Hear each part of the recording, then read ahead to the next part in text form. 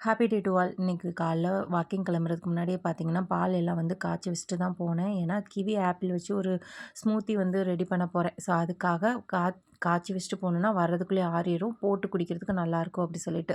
அதோட ரெசிபி வந்து பார்த்தீங்கன்னா, வீடியோட எண்டில வந்து நான் வந்து ஷேர் பண்ணியிருக்கேன். ஸோ, வேணுங்கிறவங்க வீடியோட எண்டில வந்து செக் பண்ணி பார்த்துக்கோங்க. இன்றைக்கி வந்து ஒரு ஃபங்க்ஷன் வீடு. ஸோ, அங்கே தான் நானும் பாப்பாவும் வந்து கிளம்பிட்டோம். நான் வியர் பண்ண போகிற ட்ரெஸ் பார்த்தீங்கன்னா, இந்த ரெட் கலர், பாப்பாவுக்கு வந்து இந்த பிங்க் கலர். ஸோ, 2 பேரும் பார்த்தீங்கன்னா எப்படி இருக்குன்னு மறக்காமல் கீழே வந்து கமெண்ட் பண்ணுங்கள். 2 பேருக்கு ட்ரெஸ் எப்படி இருக்குன்னு. நான் வந்து கிளம்பி நேராக பார்த்தீங்கன்னா, அத்தை வீட்டுக்கு தான் போயிட்டேன். ஸோ அங்கேருந்து அத்தையை வந்து பிக்கப் பண்ணிவிட்டு, அப்புறம் பார்த்தீங்கன்னா, நானும் அத்தையும் நேராக ஃபங்க்ஷன் வீட்டுக்கு வந்து போயிட்டோம்.